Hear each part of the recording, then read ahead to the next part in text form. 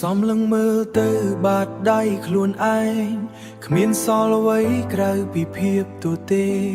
ខ្យល់ដកដង្ហើមក៏មានអារម្មណ៍ថាធ្ងន់ពិភពលោកបាត់បង់ពណ៌សម្បូរអង្គរាល់ជំហានដែលខ្ញុំព្យាយាមដើរហាក់ដូចជាគ្មានន័យអ្វីទាំងអស់អូជួយខ្ញុំជង្គង់របស់ខ្ញុំចុកសោយខ្លាំងខ្ញុំមិនអាចទ្រាំទ្របានទៀតការពិតនេះវាសាហាវពេកហើយបាត់បង់គ្រប់យ៉ាងដែលខ្ញុំធ្លាប់មានឈឺចាប់ខ្លាំងណាស់នៅត្រង់បេះដូងឈឺចាប់ខ្លាំងណាស់ព្រលឹងរបស់ខ្ញុំត្រូវគេជន់ឈ្លីខ្ទេញខ្ទីគ្មានសល់រូបរាងដើម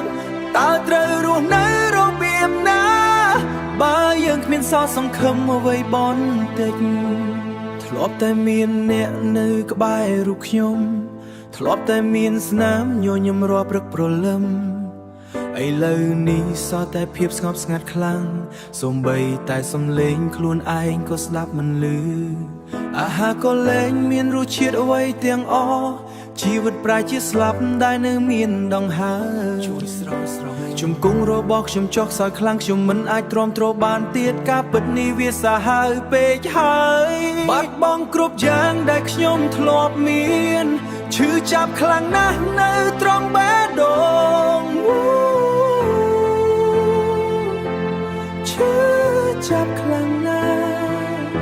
ព្រលឹងរបស់ខ្ញុំត្រូវគេជន់ឈ្លីខ្ទេញខ្ទីគ្មានសល់រូបរាងដើម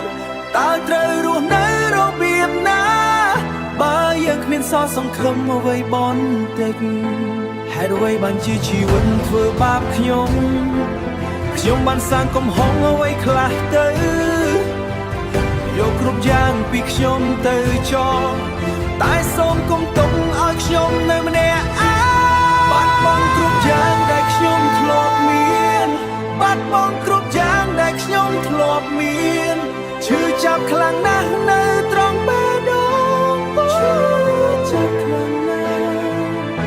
ព្រលឹងរបស់ខ្ញុំត្រូវគេជន់ឈ្លីខ្ទេញខ្ទីគ្មានសល់រូបរាងដើមតើត្រូវរស់នៅរបៀបណាបើយើងគ្មានសល់សង្ឃឹមអ្វីបន្តិចគ្មានអ្វីសល់ទេបាត់បង់អស់ហើយភាពសូន្យឈឹងអូ